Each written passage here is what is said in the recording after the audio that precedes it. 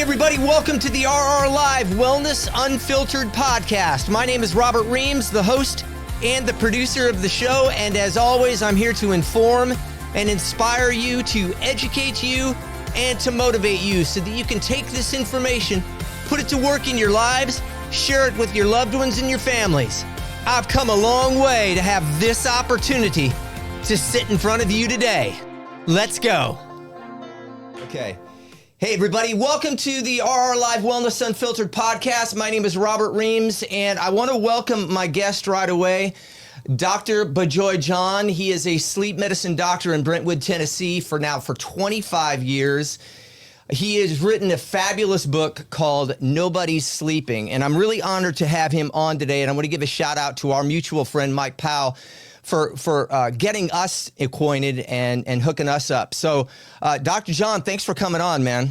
Yeah, sure, man. Let's go. Sleep is the superpower. Let's everybody discover that and empower themselves. That's right. That's right. Okay, so there's a lot I want to get to. So, number one, I want to, for the audience that has tuned into these shows before, I've been doing these podcasts off and on for about 11 years now. I work from a model. I've worked with this model for many, many years for most everybody that I work with, whether it's weight loss, just health optimization, sports specific training, whatever the particular goal is for a client. I work with this model called the RR Big Four of life. Now, I didn't really reinvent the wheel on this, but what I did do is I put these aspects of our life together that are aspects of all of our lives. And there's number one is optimum exercise. Number two is optimum nutrition. Number three is proper rest, which we're going to key on today. And number four is stress management. Now, these four aspects of our life, like I said, are part of all of our lives, and they work independently, but they also work synergistically to not only determine our health outcomes, our ability to control our weight, but they really determine what I like to talk about all the times, Doc, is our perspectives. That's the eyes we see from. How do we see ourselves in the world? How do we see the world? And how do we see ourselves and our existence in this world? So at the top of the list, like you say in your book, at the top of the totem pole is rest, recovery. And we have an issue in this country where, when I wrote up the little show notes that I sent you the other day, I got up this morning and I reviewed most of your book. I got up super early, and I got my rest last night, by the way. I got up super early to review so this could really be fresh on my mind. And you used the term, people wear their what do you want to call it? Their avoidance of sleep, or like they wear it as a badge of honor. Like, I don't need sleep. I don't need sleep. Sleep. You use those exact words in your book, which is amazing. And I think it's just this bravado that people have out there. Like, well, they think that, wow, if you need sleep, that means you're weak. And, you and I both know that the total antithesis of that is true. You need sleep so you can be strong. So my first question to you, Doc, is what is this resistance to sleep in our country and really all over the world? What is this resistance? Why don't people prioritize sleep? What is going on, and what can we do about it? So, Robert, to answer your question, you placed all the four things, that's important for our lives, but I am biased. I think sleep is the priority, right? Mm-hmm. To be mentally, we heal in our sleep. Yes. Right. So, let's say we have a problem in our lives. What do we say? Let's sleep on it. Nobody says let's feast on it, or so we do heal, right? And of course, for optimal exercise, when you're rested, you have the energy to exercise. Right. And of course, we're going to get into it, the growth hormone axis and everything. Right. And number three is nutrition, right? To eat well, you have to rest, because the hormones that control diet, the leptin and the ghrelins, are altered. And for a simple reason, the more time you're awake, the more time you have to eat. And the more tired you are, you're going to reach for the high calorie, empty calorie food to make ourselves feel better. So of all the four, I would place sleep at the top, right? And then everything else follows. Next question, or the part of the question you asked me, everybody tries to wear it as a badge of honor. Yeah. People tell me, hey, you can sleep when you die. I tell those people, hey, your wish may be granted, right? Part of the problem is you asked me the question, why? The sleep problems don't hurt like a toothache, right? I just came from a dental cleaning. That was my appointment. If there was a pain associated with this, everybody will go and take care of Right. the problem, but there's no pain. But we know eventually it'll catch up. But what happens, the price you pay is you may be tired and you had an accident, or you click the wrong button, the error, whatever at work, or you might snap because you didn't rest well. So what Right. is the price you're paying Right. uh, by not sleeping well? So that's the question we are. And the third important reason is there's so much misconception about sleep. Because there are few people in this world who have won the genetic lottery. Elon Musk is one of them. He goes with less sleep, and of course President Trump. So but these people, they have so much, they're gifted to sleep a little bit and feel energized. But what happens? The media spins it and says, hey, you don't need to sleep, be like him, be like. But Yeah. those people are different. We need, most of us, 99% of us need 7 to 8 hours. A few people, less than 1% have the genetic lottery. They had a makeup. They don't need much. So the Right. misinformation, number two, not realizing how important are the main reasons why sleep has not entered the mainframe as of today. Right. Right. Well, that's a really good answer. And you know what? I feel like, and I've read a lot of your book. And by the way, I want to recommend it to everybody out there. I want this show to be kind of a wake up call, no pun intended, to people out there, because I've geared my business out there to really high level type A type of individuals out there, people that want to achieve. And high achievers sometimes are the first people that need to go and see you, Doc, because, in order to be a high achiever, you have to be rested and you have to be recovered. So this avoidance to sleep, and it's interesting that you say that about like somebody like Elon Musk or Trump, and I know other people like this. There's something called the DEC2 gene that I'm sure you're familiar with, that I think certain individuals, like you say, the genetically gifted individuals, there are people that have that. There are people that can actually, I think they'd function better if they got more sleep. But 3, 4, 5 hours of sleep, they can function at a high level. But like you said, most of us, we need that 7 to 8 hours. Now, like I said this morning, I mean, I am all about my sleep. I always have been. I've always, ever since I was a kid, I've known that I need to get my rest. If I am not getting my rest, you're not looking at the same dude, and you're not hearing the same dude. You're not working with the same guy, because I need my rest. I talk about this morning, I got up and read your book very, very early. I went back and I took I think it was almost like a 45-minute nap about 3 hours before I made my drive down here to Murfreesboro. So I'm well aware of that. And I teach this to people all the time, but people don't hear it. So number one, because I work with a lot of people with weight loss and ultimately weight control, let's talk first about the cortisol level, the insulin resistance level that comes along strictly. I mean, this is before people even overeat.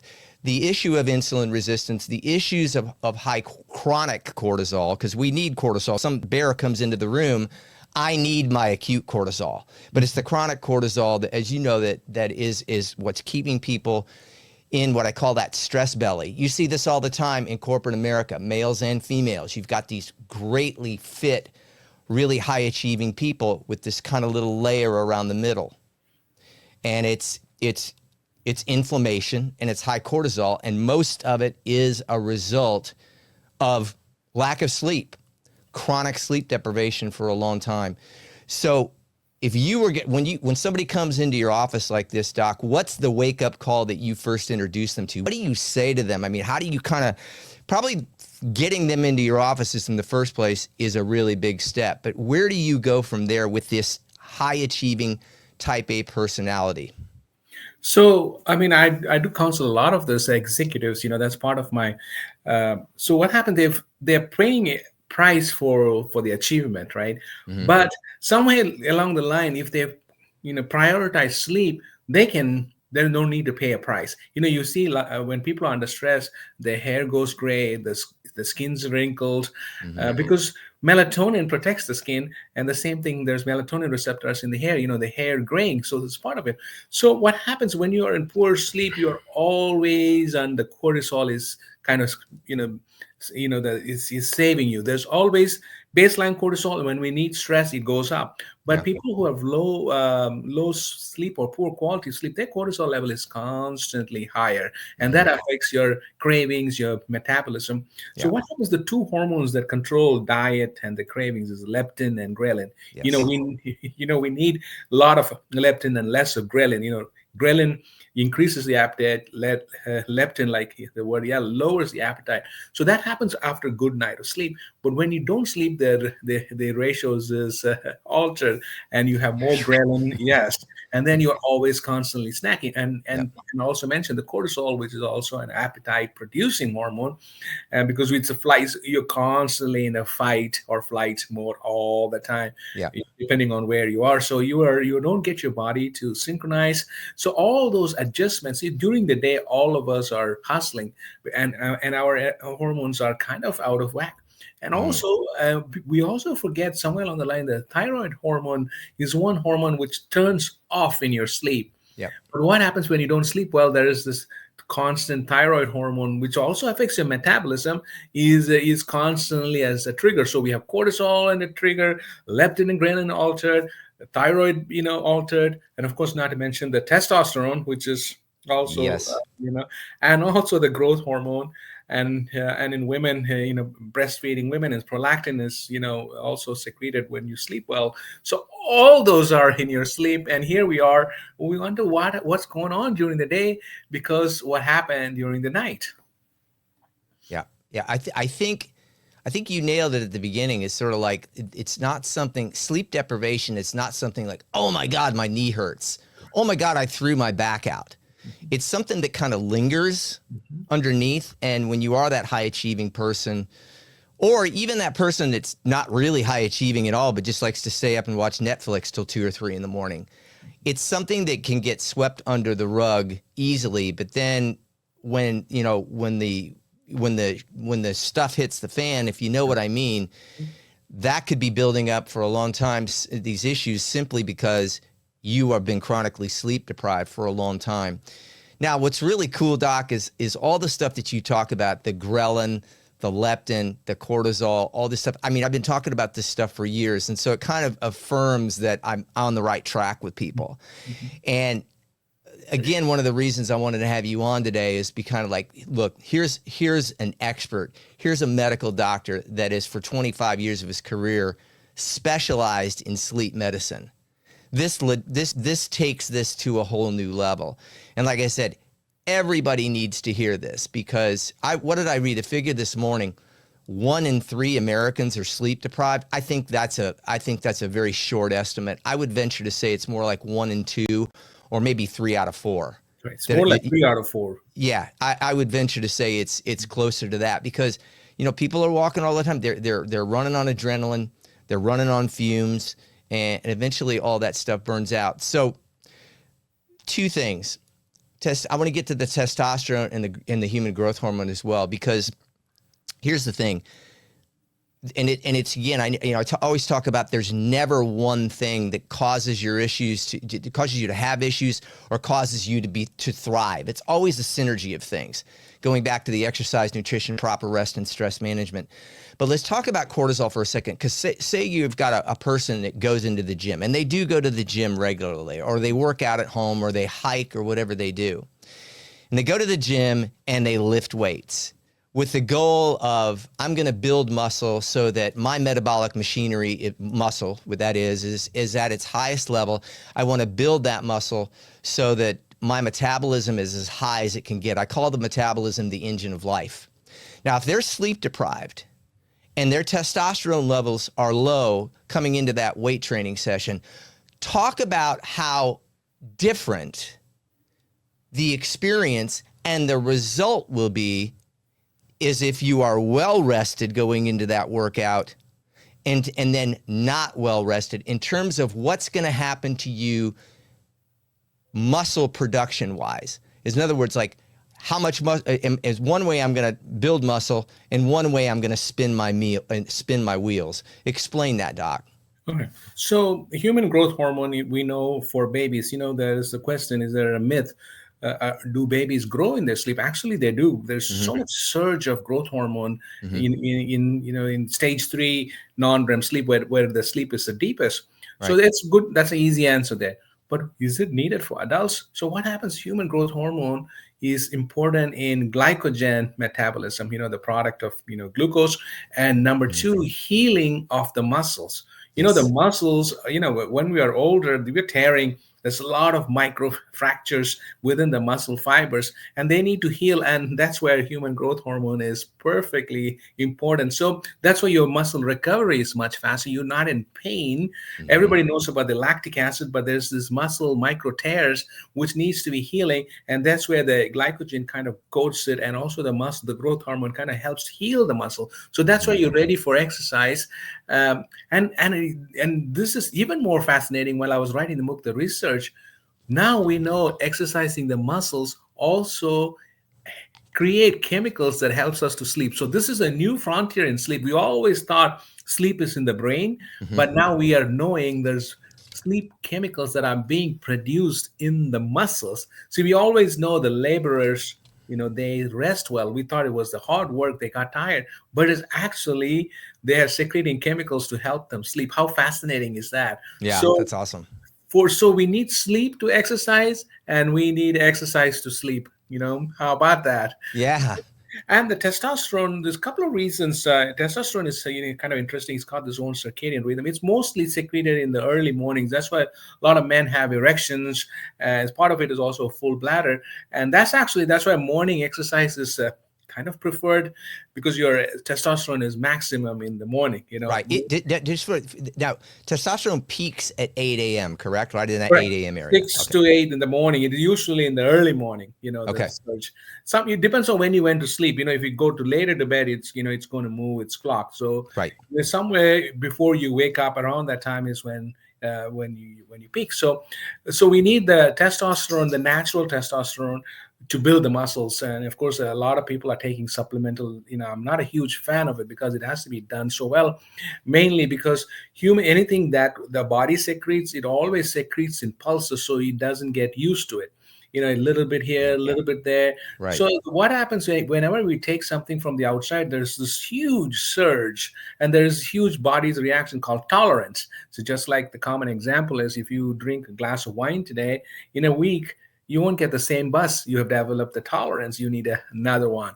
Right. Hire 2 glasses of wine. Same Right. thing like melatonin. People take a little bit of melatonin, and they need more.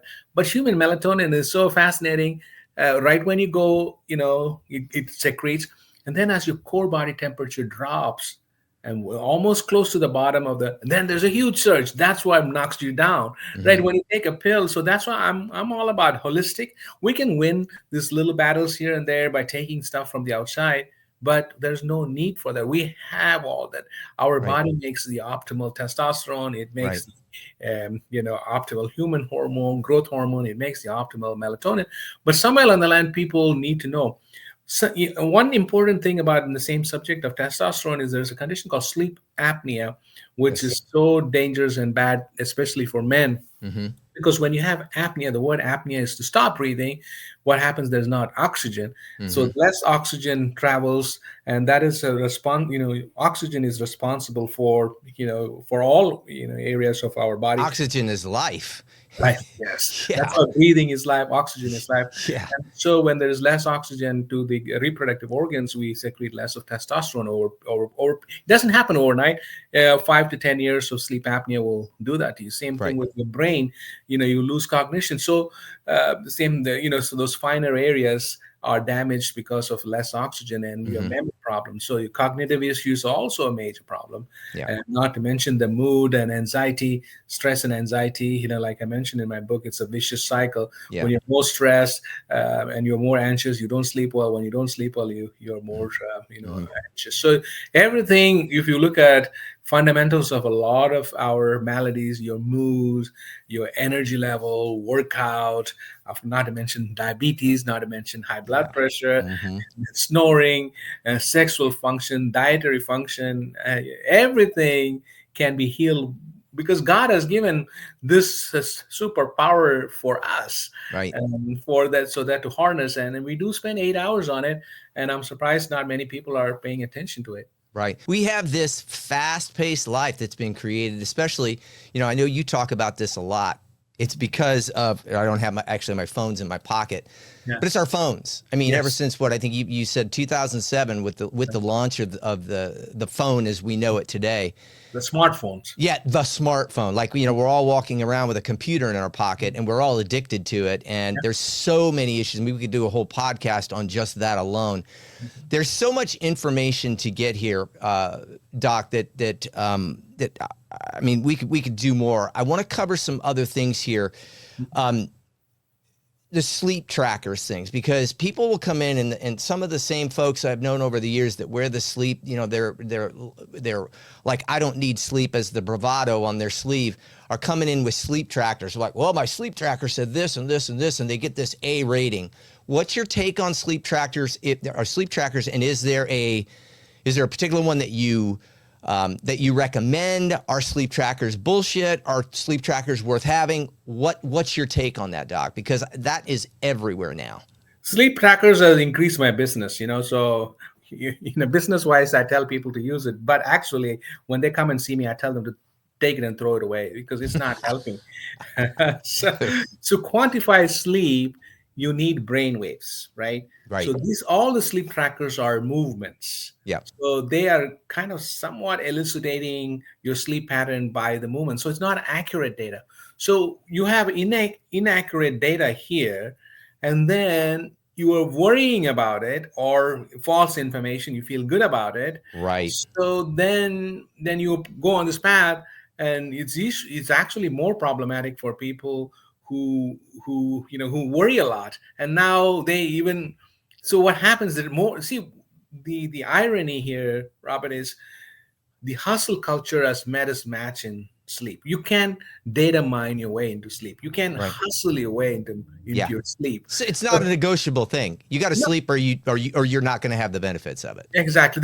I kind of use the trackers judiciously. So, okay, let's say you do something. I say, okay, you have 1 week's data, leave it there, right? Mhm. Now do something about it, and then see, Yeah. right? Even Mhm. in your weight loss, it's like weighing yourself every day. I'm sure you also don't tell people to weigh. Once you weigh yourself every day, the game's over, because you're like, Right.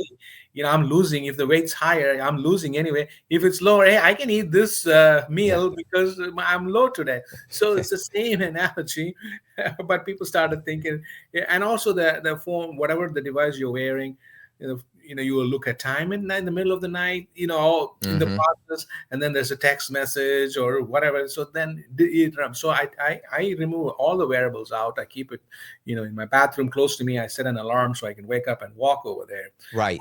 So Yeah, the blue light thing is another thing that gets into like sleep deprivation, and I think a lot of people know that, but it's worth mentioning, right? I mean, look, you got that phone beside you in your bed, and you look over at that phone. I mean, it's like you've stared into that blue light, and you're just putting yourself in a state of, you're just not going, your sleep is just not going to be as good, and you're not going to be as recovered the next day. What are you going to do at 3 a.m. that you're not going to be able to do at 6 a.m.? all right. Because you needed to check that message, or you were addicted to your Instagram or whatever. Yeah. Now, there's a couple of other things I want to definitely get into, Doc. Number one, I take a lot of naps. What's your take on naps?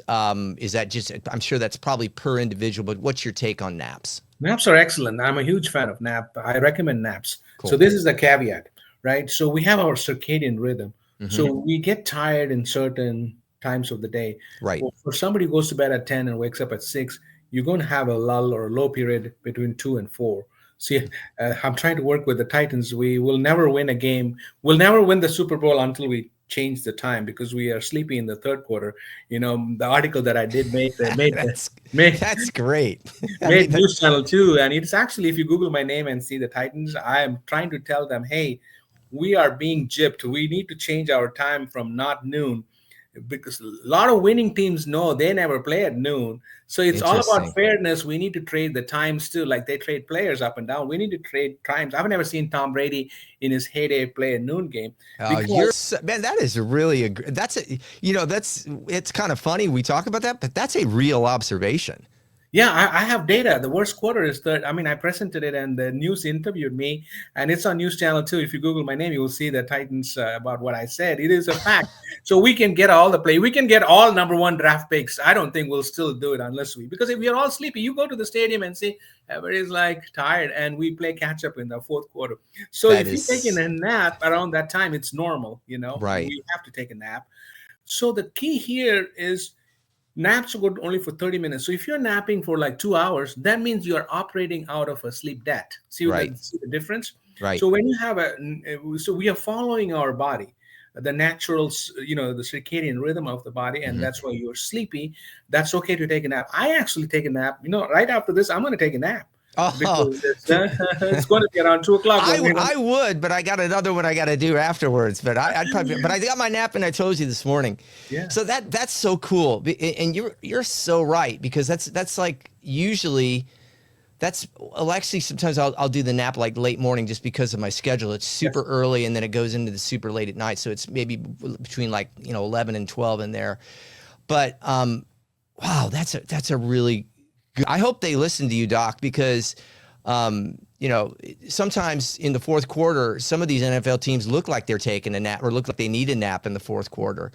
And So go ahead. So what happens is the times when you're sleepy, there are times when you're awake. 7 a.m. and 7 p.m. we are at the brightest. That's why it's called prime time at 7 p.m. And that's why we run to our meetings at 7 a.m. Have you ever gone to a meeting around 2 or 3 o'clock? It's not productive because you're sleepy, right? So if you look at the last year's the NFC Championship, it was the Lions versus the Niners. The Lions came out swinging. They were like first half, they were like beating. They're going to. And what happens later? They slept. The Niners are coming to the 7 p.m. time. Actually, I won money on that game because I bet that I knew. And then they won the game. Wow. So everybody's wondering what happens. I'm looking out. It's very clear. Well, you've got an edge on betting, it sounds like, because you can take a look at the game time and you can have an edge on that. Yeah, that's another thing people are going to take from this show. From where they're coming from, where they're traveling, what times they play. Yeah. Because you can't cheat your body. You see, the reaction time is 0.4 seconds. That's just like a shift of your shoulder, and that's a big gap, right? When you're lethargic, you gone, right? The other person it's gone. So we can't beat our body. We just have to pay attention. That's right, and that's another message. I'm going to repeat that. This is another message I want to get across: is not only should we not wear our I don't need sleep as the bravado, but this is a non-negotiable thing. If you are not rested, you are simply not going to be as high as a performer as if you are rested.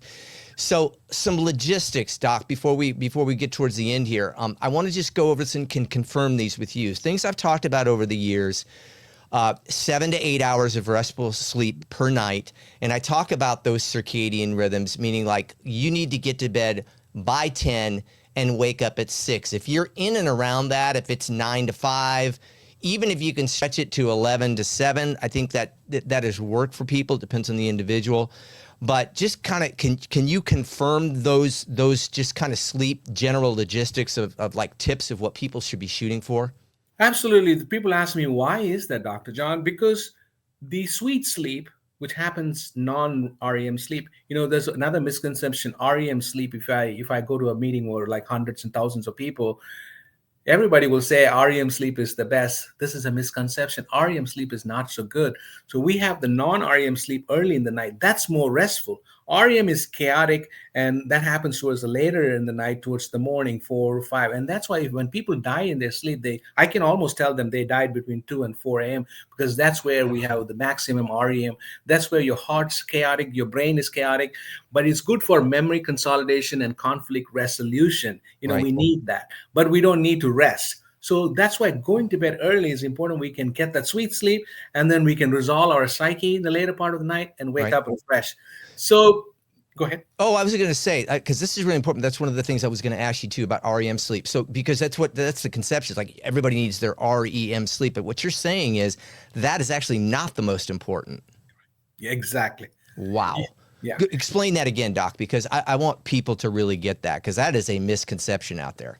So REM is rapid eye movement sleep. So your eyes are moving, your brain's active, your diaphragm is breathing, but your muscles are paralyzing. That's where a lot of dreams happen, right? So your conflict resolution, I had a fight with my boss or my family, your all the brain is trying to resolve, but you're not acting out your dreams. But there is a few conditions where some people act out their dreams. That's called REM behavior disorder. But we need it for conflict resolution.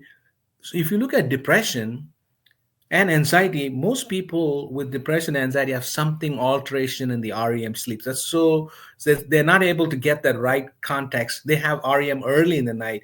So that's why they're not resolved. And that's why one of the root causes of depression is we can see in the REM sleep architecture. So that's why but it is needed.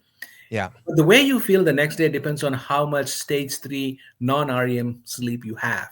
You should have at least 25 to 30 every night. And if you have only 10%, then you're going to be tired no matter. So that's why some people say, I slept 8 hours, but I don't feel any good because your mind's just been active all night long. You've been Right. spending more time in stage 1, which is the lighter sleep, or REM sleep. That's, and that answers one of the questions I wanted to ask you about, like, because I know that, like, and I've always explained it like, well, hey, you go to bed 10, 11, you get into that 12, 1, 2 in the morning, your body wants to be asleep. So it's going to say, feed me. First of all, it's going to say, feed me or give me a drink or something. But this, what you just explained, really gets deep into why that doesn't work. Because people, they may get their 7 to 8 hours of sleep, but if they go to bed at 2 or 3 and they're up at 9, 10, or 11, it kind of defeats the purpose, right? Correct. See, the day is breaking, there's more noises. So that's this condition called delayed sleep phase syndrome. The clocks moved forward, most of they're called the night owls, but it's actually behavioral induced because we need more time. We get it, we want to spend more time on our social media. Where does it come? You get it by compromising on your sleep. So Right. what happens? Teenagers are notorious for that because the testosterone and estrogen is peaking like 16, 17. That pushes the clock forward. Plus, they tend to stay up late.